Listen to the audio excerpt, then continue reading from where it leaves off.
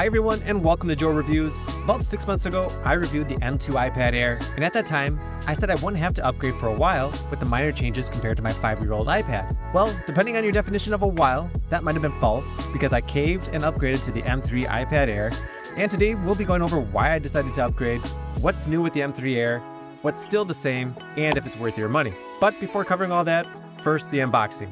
Let's get into it. Still, one of my favorite parts of any Apple product, simply peel the tape off the backside of the box and pull the cover off. The iPad is sitting face up covered in wrapping. Underneath the iPad is the quick start guide. Beneath the instructions are the 20-watt USB-C charging brick and the 1-meter USB-C to USB-C cable. Then I unwrapped the iPad. I really like this Starlight color. Typically, I picked the gray or black options, but was getting kind of tired of that color. Plus, I thought this would go better with the new Magic Keyboard, which I'll cover later. This color looks almost silver in certain lighting, otherwise it's almost like a very light gold. Besides Starlight, there's blue, purple, and Apple's classic space gray color. A quick rundown on the top features of the M3 iPad Air include the new M3 chip, Touch ID, 11 and 13-inch sizes, a 10-hour rated battery life, and 2 speakers and 2 microphones. As with previous iPad Air models, the M3 features Touch ID in the top button. When I reviewed the M2 iPad Air, I found the Touch ID button to be finicky and somewhat annoying. I just wanted Face ID in the iPad Air. But on this model, it's worked really well so far. Not sure if I'm just getting used to it or if I scan my fingers better, but I don't have as many problems with it. With that being said, I'd still rather have Face ID. A new change that arrived with the M2 model and is the same for the M3 is the front camera moving to landscape orientation. This position is better for FaceTime or other video calls and matches the iPad Pro orientation. I'm typically using my iPad in landscape orientation 90% of the time, so I'm happy they changed the front camera location.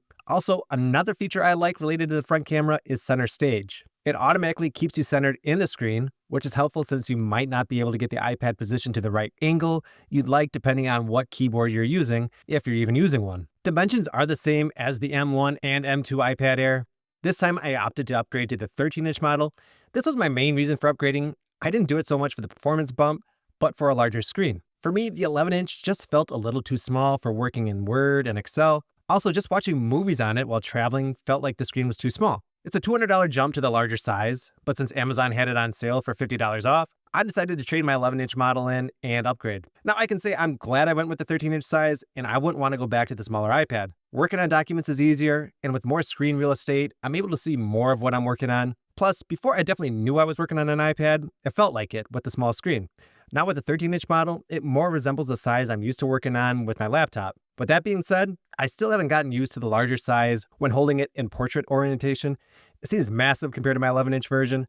Typically, the only time I'm holding it this way is if I'm reading a magazine or some story. Also, I've noticed when holding the 13-inch in my hands for longer periods of time, I can feel my arms getting a little sore, which I haven't noticed with the 11-inch model. I'm kind of being nitpicky here, but if anyone is deciding between the 13-inch and 11-inch model, I'd highly recommend the 13-inch one. I think most people would benefit from using the larger screen, especially true for people who plan to use it for longer periods of time for either note-taking during school or other productivity work. Speaking of the screen, the display features 600 nits brightness, which means when viewing the screen outside in the sun, it's bright enough to clearly see what's being displayed. The screen also features full lamination and anti-reflective coating, which reduces reflectivity. In my use, I found the screen to clearly display text and images. Colors come in rich and bright, thanks in part to the display featuring P3 wide color gamut. This means the display can feature a broader range of colors versus sRGB, or otherwise known as standard red, green, and blue. It's just a beautiful display. Text is very crisp and clear. When looking at images or videos, everything is just rich in detail. Movies, shows, or any other videos look amazing on the M3 Air. This screen features the liquid retina display, which means it doesn't offer as great a specs as the iPad Pro's Ultra Retina XDR display. The iPad features an LED display versus the Pro's OLED display. Brightness is higher on the Pro with up to 1600 nits for HDR content only, and the Pro features a screen refresh rate of 120 Hz versus 60 for the iPad Air. Most people would probably be able to tell the difference between the Air and Pro models side by side, but for me, the Air's display looks great, and I don't need to spend $500 more for an iPad with OLED and a higher refresh rate for what I use it for. Now let's talk about performance. When I reviewed the M2 Air, I compared the performance with that of my 2019 iPad Air. The M2 felt noticeably quicker. It was really apparent when opening apps. Now, with the M3 iPad Air, I haven't noticed much difference in performance, which isn't surprising. It does open apps slightly quicker than the M2. Here, I'm just opening a couple apps with both models to show any difference. But looking at performance numbers from Apple, they're comparing it against the M1 iPad Air. Here they say the M3 has up to 40% faster graphics performance than the M1 chip. It also delivers up to 60% faster neural engine performance than the M1 chip. What this means is the M3 can deliver better AI performance than the M1. People with an M1 iPad or older would stand to see the largest difference in performance. Apple isn't really marketing this iPad to people who already own the M2 Air. In my use, apps seem to load quick, and when trying out more demanding apps such as Photoshop and Final Cut Pro, I haven't had any issues in running those apps. I did some light editing in Final Cut Pro with this iPad Air. Typically, I'd use Final Cut Pro only on my MacBook Pro, but was curious how it'd run on the M3 iPad Air. I was surprised on how well everything rendered and editing went smoothly.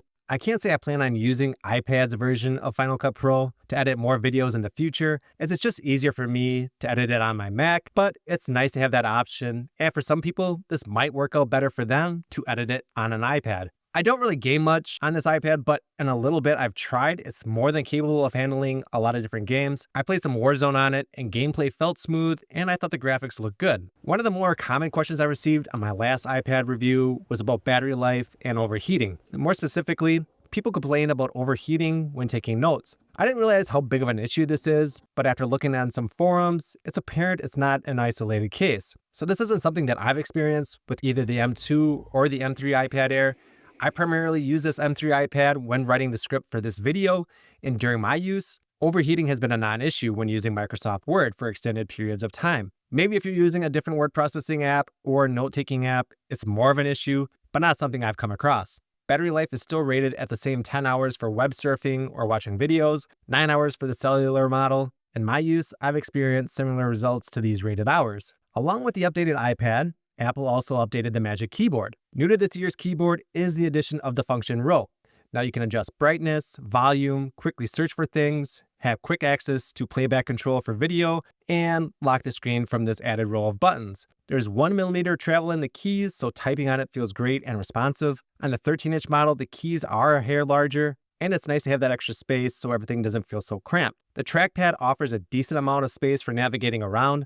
Typically, I don't use the trackpad much. I'll just touch the screen for what I need to select, or occasionally I'll just connect my mouse if I'm working for longer periods of time. Well, the function row was a nice add. What I was happiest to see was the added range in the viewing angle of the iPad. The keyboard now allows the iPad to tilt farther back, which was my biggest complaint with the old Magic Keyboard. It always felt slightly awkward using the old keyboard with the iPad, as the screen really didn't line up the best with where I wanted to view it. I was constantly trying to tilt it back farther, only to realize that I had it as far back as it would go. I would go as far to say that to me, this is the biggest upgrade between the last gen iPad and keyboard. The great thing is, you don't need a new iPad to use this keyboard. It works with the past gen Air models back to 4th gen with the A14 Bionic chip. Besides the viewing angle and function row, another change has been the hinge design. No longer does the keyboard wrap around the hinge, which leaves it exposed. It looks bigger than the previous version, with an almost oval design versus the previous circular appearance. As mentioned before, the only color available now is white. I really think this color looks great, but I'd be lying if I didn't say I'm concerned about how well it will hold up. So far, it's held up well, still clean and white, but I've also been very careful about where I set it and store it. Time will tell on this, but it looks like it's holding up better than I thought it would be at this point. If you already have a Magic Keyboard, then it probably isn't worth upgrading to, as it's $269 for the 11-inch model,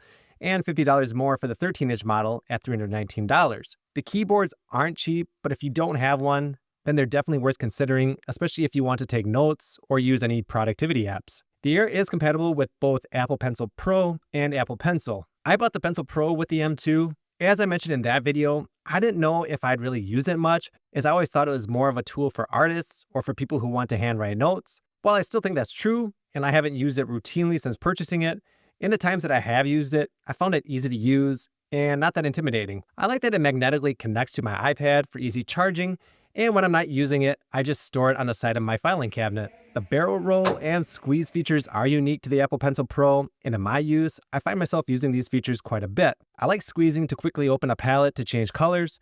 The barrel roll is great for drawing lines or notes. The Apple Pencil Pro is a great tool for certain people, but I think I would have been fine without it. If you're primarily using your iPad for playing games, browsing the web, or watching videos, then I'd recommend skipping the Pencil. When comparing iPads, I think the Air sits in the sweet spot for most people. It provides great performance over the regular iPad, yet at a much lower price point than the iPad Pro. While it doesn't offer the best display options, Face ID, or performance numbers of the iPad Pro, most people would be better off skipping those features, saving some money, and choosing the Air. Now, that being said, there are certainly some people who need those features for their work, but for the average user, the Air provides a great mix of features at a reasonable price. If you plan on using the iPad primarily for surfing the web, watching videos, or something for your kids to play on, then the regular iPad would be a better choice over the Air, as you'd be paying for performance and extra features you'd likely never use. Here shown are how the M1, M2, and M3 iPads compare. These are the 11-inch models, as the M1 doesn't have a 13-inch size option. M2 and M3 have higher starting storage capacities, but most of the other specs are the same or similar. Main difference between the M2 and M3 is the media engine. I had to look up what this really meant, and as far as I can tell, the M3 can play and edit higher quality videos, such as 4K or video shot in ProRes. Other than the media engine, the M2 and M3 basically have the same specs. In my few weeks of use with the M3 iPad Air, I've been impressed with the overall performance, battery life, updated keyboard with better viewing angle, and how much more I enjoy the 13-inch size over the 11-inch. While it doesn't hardly provide much of an update over the M2, for people with an M1 or older iPad, I think the performance is noticeably better, and if you need more horsepower, then the M3 iPad Air is the best choice. As a side note, if you can find an M2 on sale, I would say it's seriously worth considering that option, as the updates in the M3 are minimal, with the biggest update being in the media engine being able to better run 4K and 8K videos. If you don't plan on editing videos much on the iPad or need it for ultra high definition video playback, then the M2 would be a great option. I'd give the M3 iPad Air a 7.5 out of 10. Now that's it for my review. Let me know in the comments what you think of the latest iPad Air. Do you think it's the best option for most people, or do you have another pick? Otherwise, thanks for watching, please leave a like and subscribe, and I'll catch you for the next video.